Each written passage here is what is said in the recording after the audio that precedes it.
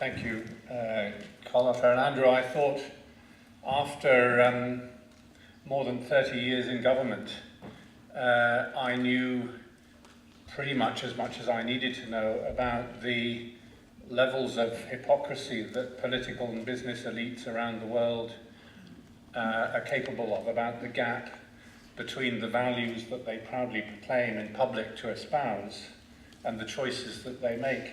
But I have to say this evening you have found some scales that I didn't know about, and you have removed them from my eyes. I will never forget what I've heard in the last half an hour. It's very powerful, and I'd add my voice to yours in urging everybody to get behind what Andrew's trying to do with such clarity.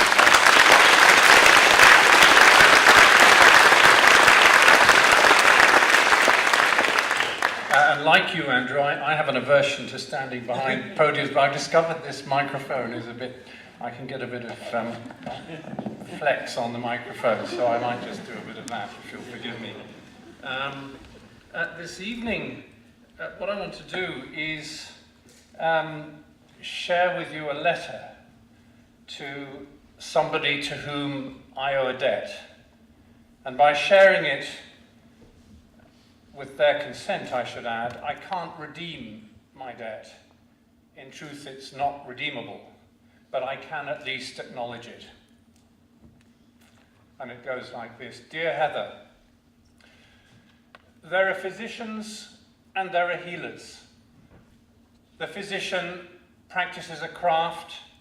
The healer has a gift. The physician knows from others. To be a healer, you must know the physician learns from others. To be a healer, you must know yourself. For physician and for healer both, a capacity for detachment is essential. But the detachment of the physician who is not already a healer is the detachment of dispassion. It is the detachment that holds itself apart from love. The detachment of the healer is the detachment of compassion. It is detachment forged in love. Many physicians are healers too, but a physician who is not a healer cannot become a healer. You, Heather, became a physician, but you were always a healer. The year is probably 1933, as precisely as we can fix a moment pressed so heavily under a weight of years and memories. Franklin and Eleanor Roosevelt had not long moved into the White House. In Britain, Churchill's warnings about Adolf Hitler, the new Chancellor of Germany, were falling on deaf ears. Mahatma Gandhi, with his doctrine of satyagraha, the compassionate force of truth, was awakening a nation to the consternation of the British Raj. And in a modest family house of the colonial style, with whitewashed walls and green-framed windows, shaded by a stand of trees on the edge of a well-appointed provincial town that looks down towards the vast North Indian plain and up to the peaks of the Himalaya, there on the nursery floor, a fair-haired English child plays quietly on her own. She wears a white smock. She must be all of 3 years old, 4 at most. As anybody who's lived in India knows, you can keep tigers and monkeys out of your house. Most of the time you can keep out snakes, but you cannot keep insects out of your house. The wasps that stumble drowsily in a shaft of late afternoon sunlight over the soft pile of the carpet are beautiful. The English girl cannot take her eyes off them, with their tiny waists and handsome yellow stripes. She's consumed by curiosity. What will they do if I touch them, she wonders. She feels no fear, but she knows by instinct that life is wonderful and fragile, and that anything that lives must be treated with gentleness and respect. She reaches out. With the tip of an index finger, she makes the briefest contact with the nearest wasp. The wasp continues on its zigzag path and seems not to mind her attention. So with more conviction she runs her finger along its back, following the sweep of its delicate hairs, stroking the wasp as if it were a cat. She smiles. In her enchanted nursery world, she has found a new friend. But her friend has his own companions. There are as many wasps stumbling around the carpet as she has fingers, maybe more. She wants to be friends with all of them. So methodically, starting with those nearest to her, she strokes each wasp in turn. Not one of them so much as pauses in his arduous journey. But to the girl it is obvious that her attention is appreciated, that she's giving as well as receiving. And then suddenly the spell is broken. Now, English colonial households, from the grandest to the most modest, from one corner of empire to the other, were, as you know, Heather, structured on the principles of Downton Abbey. In India, in the days of the Raj, after the bearer, who was, as it were, Mr. Carson, the second most senior member of the indoor staff, was called the Khitmagar. The Khitmagar in that modest Anglo-Indian household is a kindly man. He cares very much for the fair-haired English girl, who spends more time in his company than that of her own parents, who are often away. And that afternoon he's on patrol and he passes the nursery doorway and he takes in the scene. Horrified, he bursts into the room. With his calloused heel, he crushes the first wasp and then the others, one by one, in a surreal but brutal tarantella. Soon the carpet is spattered with a constellation of misshapen yellow husks, some still twitching, each marooned in a mess of its own squeezed out juices. The English girl doesn't cry. She's too upset to cry. The other day I asked you, Heather, when you first decided on a medical career. And as if it had been waiting more than 8 decades for exactly the right moment to reveal itself, out poured the story of the fair-haired English girl in her nursery surrounded by wasps. As far as I know, you'd never told that story before, certainly never in my presence. It's among your earliest memories, yet it's as fresh today as it must have been when you fell asleep that night. At such a tender age, this could not have been the moment when you decided to become a physician, but perhaps it was the moment when that decision became inevitable, as you felt in yourself for the first time the qualities that make you a healer. The curiosity that led you to reach out towards the wasps has never dimmed. Its object has been life itself in all its variety, human and animal. You've always thought we make too much of the distinction. For every pattern you have searched tirelessly for the shaping force. For every symptom you have relentlessly pursued the cause. But yours has never been dispassionate curiosity. You reached out with gentleness and respect, not because you feared the wasps, but because you knew that, like you, they had their place in a single shimmering fabric of life. There in that shimmering, in that love of the part for the whole, in that spirit of the divine, as some would call it, there lies the source of the compassion that makes you a healer as well as a physician. The Khitmagar crushed the wasps to protect you from a danger that was all too real. You might have been a hair's breadth away from fatal anaphylaxis. With his heel, though, he snapped the threads that joined each wasp to the fabric of life. And as each thread broke, the thread of your compassion doubled and redoubled and became the thread that would run unbroken through your entire life. You told me that as the wasps perished one by one, you felt a deep sorrow for them. What I heard in your voice was a kind of grief, yes, a childish grief, but one that matured into an overwhelming impulse to alleviate suffering wherever you found it, the impulse by which your gift grew into a vocation and then into a mission. And so, that afternoon long ago, in the house where your journey began, your fate was sealed. Now, Heather, as you look back from another modest, whitewashed family house, 1,000,000 miles from the first, and not far from the end of your long journey, you do not regret the choices that you made. Life has treated you as it treats most people, with kindness and cruelty by turns. You've never for long been hungry or cold. You've been active, prolific, and until recent years, full of health and vigour. Your children and grandchildren are thriving. They love you as you love them. They bring you joy.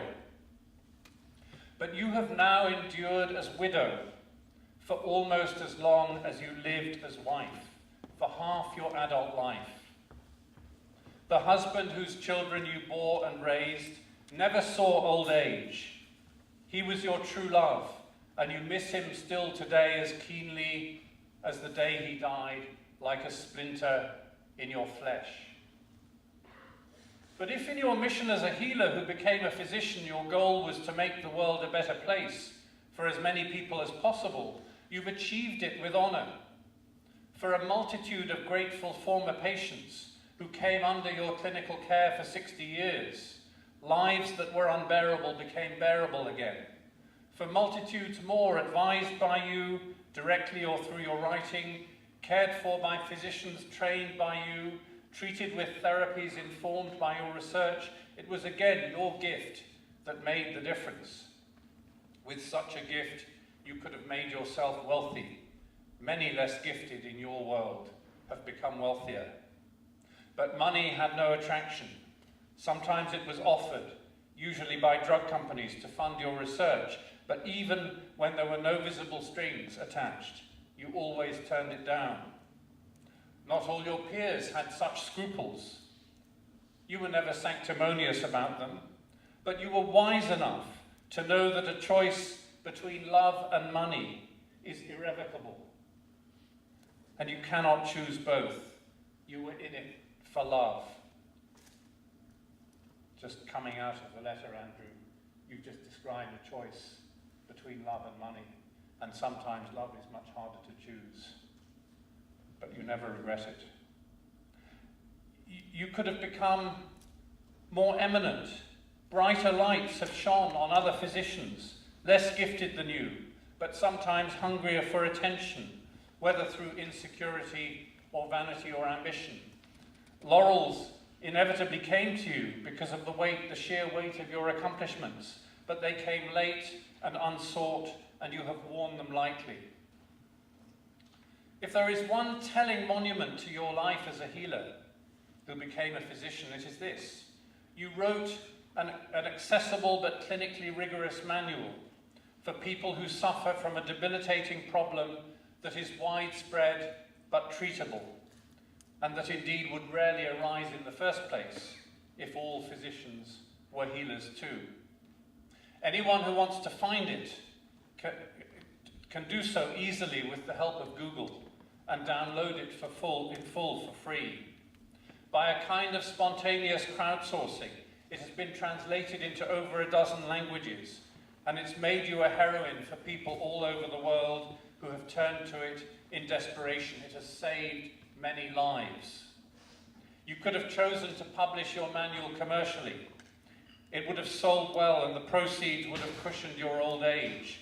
But I don't believe that thought even crossed your mind. You simply wanted to help as many people as possible, and the internet enabled you to do that. It's a fitting monument and a fitting example. You have touched the lives of countless people as you touched the wasps that afternoon. For nearly all of them, the world is better as a result, but I know you often reflect on whether the world is now a better place overall in the evening of a day that dawned so long ago in that faraway house. In some respects, Surely the world is better. In your lifetime, murderous ideologies have surrendered or been crushed, and empires have crumbled, including the one into which you were born. Liberty and self-determination are elusive. The first does not always follow from the second, and both face new enemies as well as old ones. And the struggle for each is far from over, including in India. But the shadow of darkness at noon has receded somewhat, at least in its 20th century guise, at least for now. The biblical scourges have not been banished, but we're better armed against them. Plague, pestilence, and famine were frequent in the 1930s, especially in India. They too have receded somewhat, at least for now. We have, we hope, seen the last of smallpox, whose horrific scars you remember around the neighborhood from your childhood. We've made some of these gains because we pushed out beyond all imagining the horizons of discovery and invention. Our mythic conscience still whispers in our ear: Pandora, Prometheus, Icarus, reminding us that we know less than we think. We should pay more attention. But knowledge opened doors, and some really do lead to a better place. A 3-year-old girl today in India, and in most other countries, even without the privileges you were born into through no choice of your own, has at least a reasonable chance of living a longer, healthier, safer, better educated, and more fulfilled life than did her forebears of your generation. Of course, Heather, you know all that. And yet you are troubled. You're not sure that the world today really is a better place when all is said and done. You can't help thinking that something has gone terribly wrong. You know that this is no frivolous nostalgia for lost youth. You're too self-critical to fall prey to that, and your mind is as clear as ever. But chronic pulmonary disease has its fingers now around your lungs. Your breath is laboured and your voice is weak. So let me lend you my voice. Let us use our voices together to search out the source of your unease and the key to its resolution. There's a reason why your intuition tells you that something has gone terribly wrong. It is because something has gone terribly wrong. And there's a reason why you feel this so intensely, so personally. It's because you can sense that the entrance to your way, the way of the healer, is in danger of being sealed for good. That all you have stood for is in danger of being lost beyond recovery. Heather, the army of more is on the march. The army of more has swept across the plain of plenty. For the army of more, the plain of plenty is endless and without bounds. Wheresoever the army of more chooses to pitch camp, there is plenty, always plenty. Plenty is itself self-replenishing. But in reality, like a plague of locusts, the army of more has stripped the plain. What was once a throbbing cornucopia of life is now a wasteland.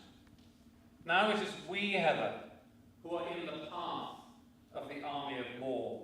It marches towards us. It is like a horde of old, as if we could see approaching fast, no less than the whole of humankind. There can be no escape from such an army, nor any coming to terms. The way of the healer and the way of more can never be reconciled. They're not choices that can be made or unmade, actions that can be done or undone. They're two completely different ways of being, in conflict one with the other. We must stand and fight, and we must fight to the end. If we do not destroy the army of more, it will destroy us, and after that it will destroy the only thing that then remains. It will destroy itself.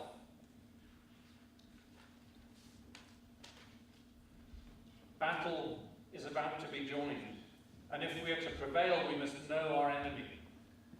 The army of more is not an army of compassion. For the army of more, life is not wonderful and fragile in itself. For the army of more, it is not necessary to treat everything that lives with gentleness and respect. Everything that lives is solitary and of itself. There is no thread by which it is attached to something greater. The army of more is blind to the shimmering of the fabric of life. It cannot feel the love of the part for the whole, because it cannot see the whole, only the parts.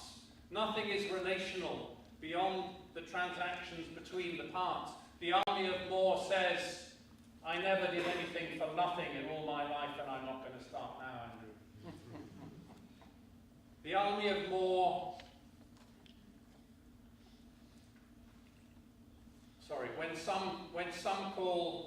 what some call the sweet spirit of the divine, moves everywhere, even through the ranks of the army of more.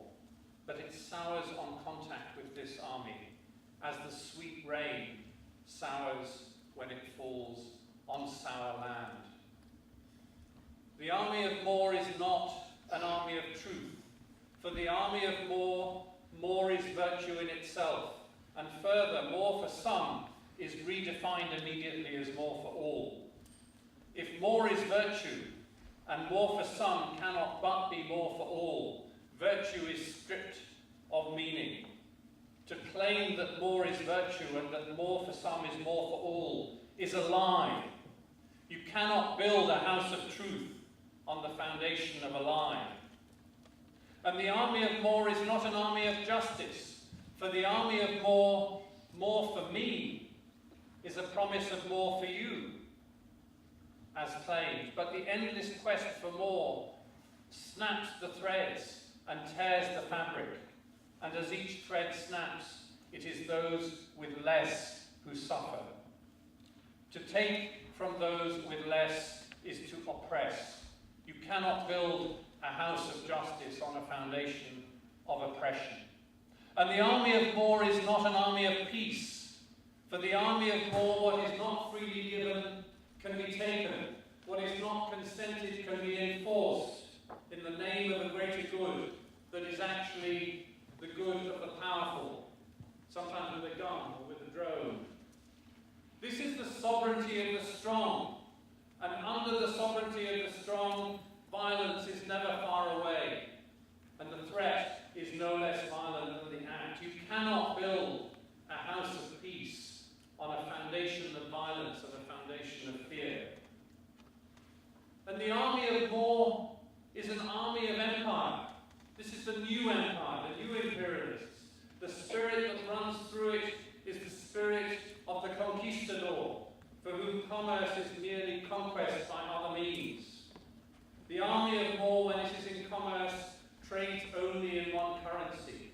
It's a currency to which anything can be converted, a currency with which anything can be bought and sold. For the army of more, all that is without price is without value. The army of more, when it was first mustered, chose between love and money. And the army of more did not choose love. But Heather, to know your enemy is easy. To know yourself is hard. To be a healer, you must know yourself.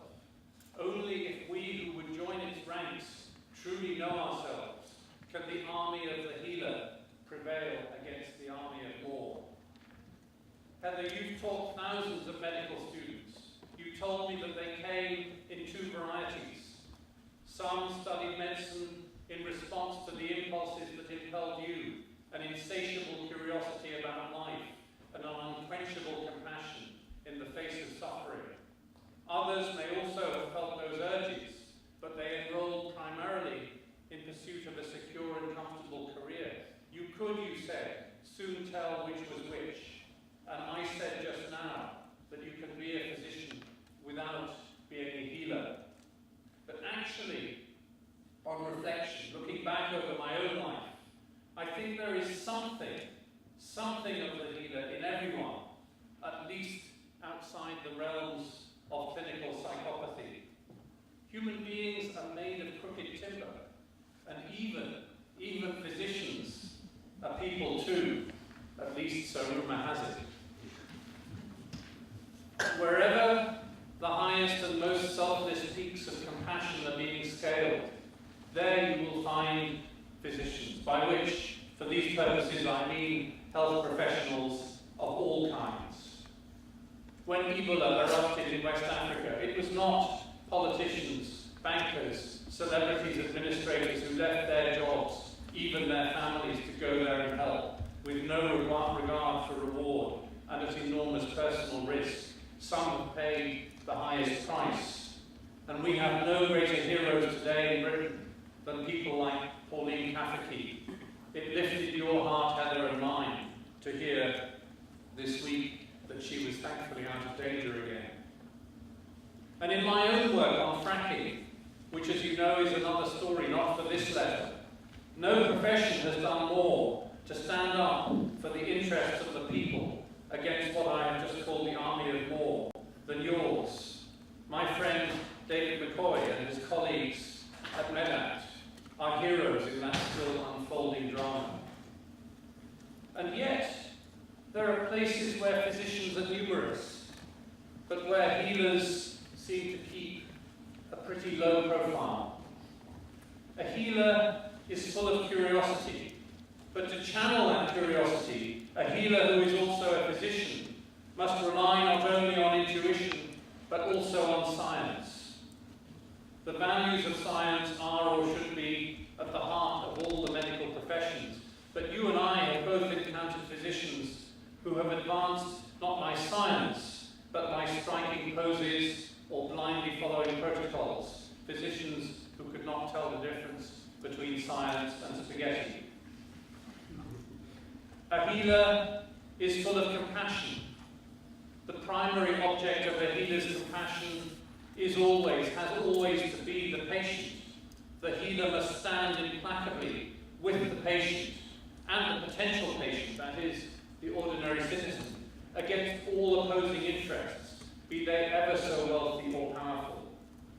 But it is, alas, not unknown for physicians to become confused about where they're standing, sometimes without meaning to, sometimes with the best of intentions, sometimes under pressure so strong that no reasonable person could be expected to withstand it.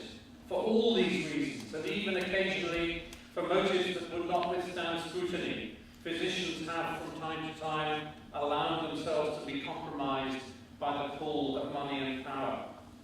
A physician is entitled to accept funds from a drug company or a food company, at least if it is declared, particularly if it is a contribution to the general funding of a laboratory or a research project or a journal. But if they do, and if their work then seems to advance the interests of the company concerned, they should not expect, they should never expect to be trusted as honest defenders of the interests of patients and citizens, and they should not be so trusted. Such conflicts can arise in many areas. Take the medicalization of symptoms to build markets for new drugs. The whole story of antidepressants, from benzos to SSRIs, is a case in point. Or the suppression of research findings that might damage a commercial interest. Or experimentation on animals when it is cruel and unnecessary, and there's a serious case that it usually is. Or complicity in the neglectful treatment of detainees and other vulnerable people. Or to take a very topical example here in Britain, the pursuit of terms and conditions. Don't misunderstand me, the right to strike should be sacrosanct for all employees, at least in peacetime. But for the healer, the responsibility to protect the patient from avoidable suffering is paramount. Nobody can legitimately take away the right to strike, but anybody can choose not to exercise it. Junior doctors in the UK clearly have a case. They're entitled to pursue it vigorously against the government that is doing its best to lay waste to lay waste to the public sphere, and has in particular forsworn any right to be trusted in relation to the health of our people. But I know you feel strongly, Heather, that junior doctors should not strike, and that even by threatening to do so they betray their own values. And as a citizen and as a patient, and without in any way, please don't misunderstand me, without in any way offering succour to a repugnant government that is the army of war personified, I agree with you. When it comes to the broader integrity of your profession, leaders like Fiona Godley, Richard Horton, Ben Goldacre, my own cousin and namesake John Ashton, and many others have been fearlessly pushing back the army of war for many years, or holding it back. Projects like the Cochrane collaboration, the Amadown invitation, and organisations like MEDAC are landing blow after blow for that deeper sense of public interest that government and our wider political class abandoned long ago. But the fact that this is necessary at all shows that there are some physicians who, when faced with that first fundamental choice, did not choose love. Making the choice they did in a profession that should always stand against the army of war. They enlist in its fifth column. Now we need to muster our army, the army of the healer. And anyone who would join our ranks must first truly come to know themselves. Already, physicians all over the world, physicians who are healers too, are setting an example. They're leading brilliant campaigns for public health on tobacco, alcohol and sugar, for example. With comrades from other walks of life, they're at the heart of other brilliant campaigns for the public interest, on climate change, on divestment, on fracking, on the arms trade, on poverty and deprivation, weapons of mass destruction, conflict, and justice for the vulnerable.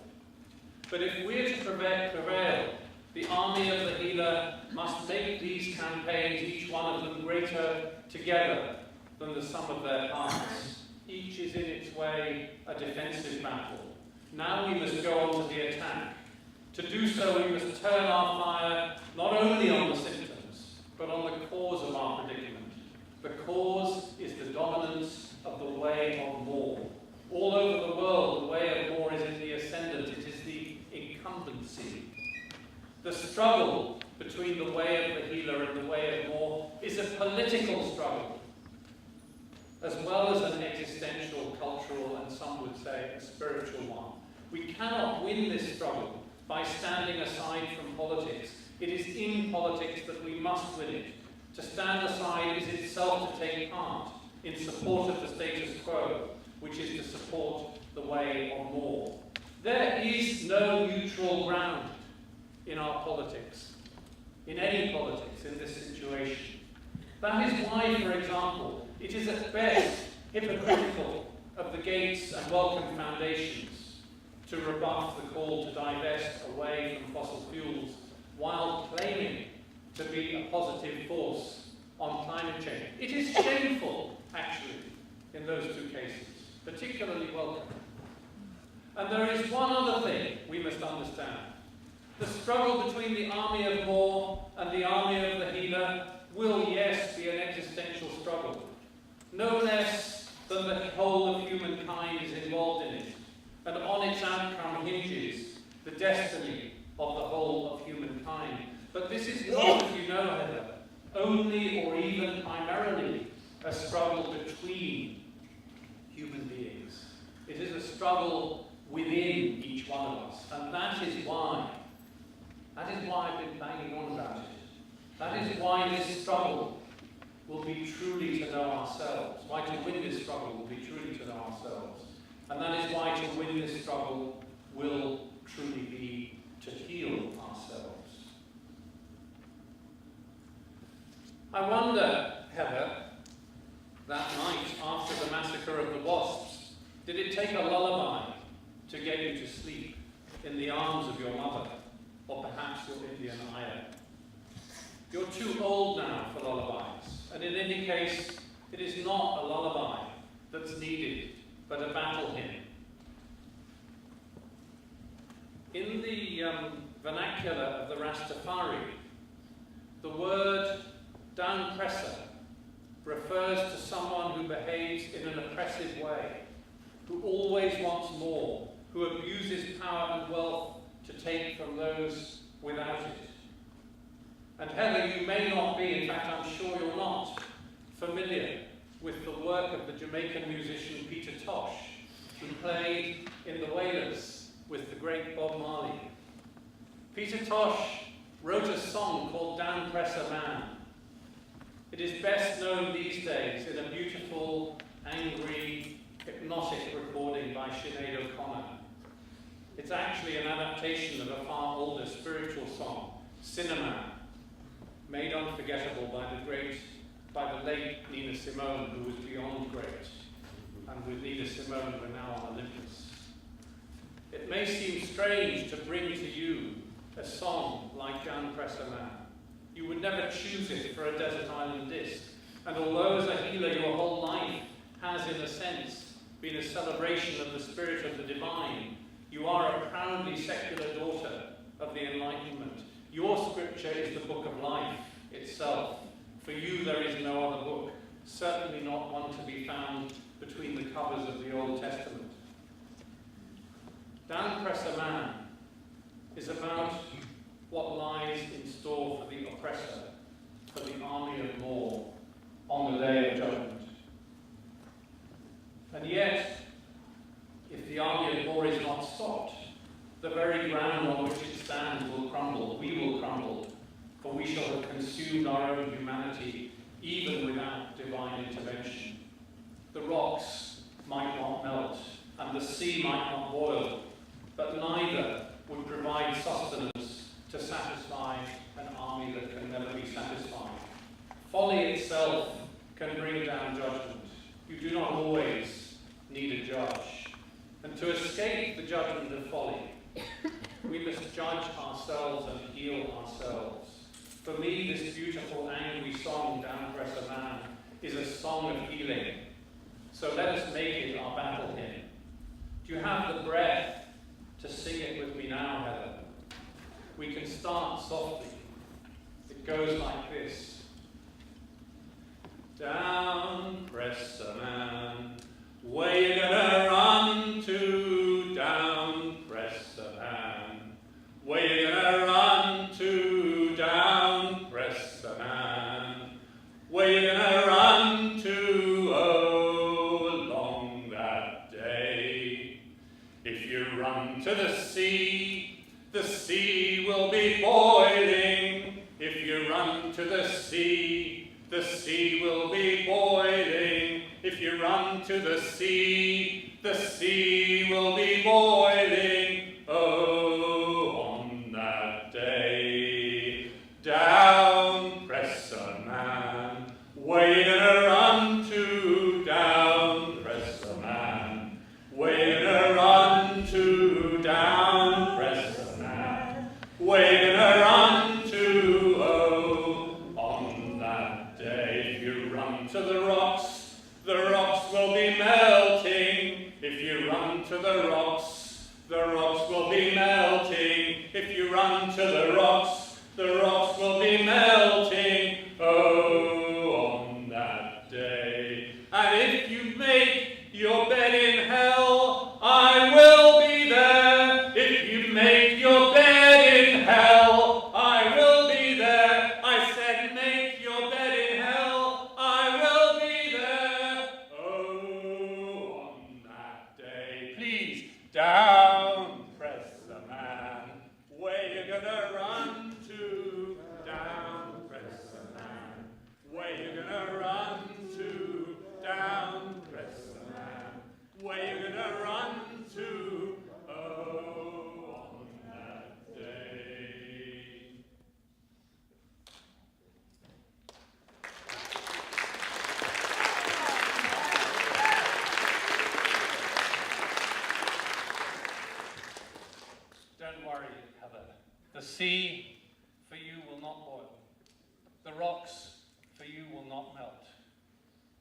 raised your sword, and you never faltered as you followed your life's thread along the healer's way. And along the healer's way, an army of healers advances, shoulder to shoulder with you now. It swells by the day. Its hymns of battle fill the air. And look in the distance. Something miraculous is happening. The army of Moor has thrown down its arms. It's thrown down its arms. The army of Moor is in retreat.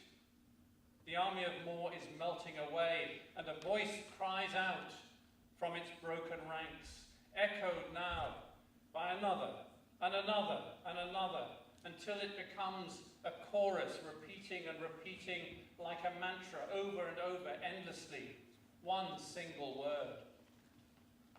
The word is not more. The word is enough. Enough. Enough. Enough. The army of Moor is in repent. Together in folly, we lose ourselves and make our own damnation. Or together in wisdom we find redemption. And at the end, even if first, we must lie exhausted on that most distant mythic shore, the shore of Finis Mundi, as it used to be called. There is only redemption. There is only redemption. Any healer worth their salt knows that. After the healer's battle hymn, always the healer's anthem of love. Yes, a kind of lullaby. And the sea will not boil, and the rocks will not melt. Yea, even cometh the last of days, even on the shores of Finis Mundi. Dear Heather, you have made the world a better place.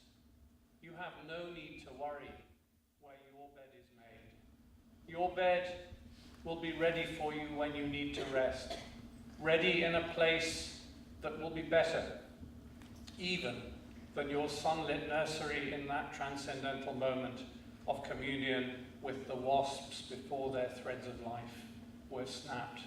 Ready in a place that will be better, better still than any you have yet known in this world. Ready with these words in our two voices together, I promise you, John, your loving son.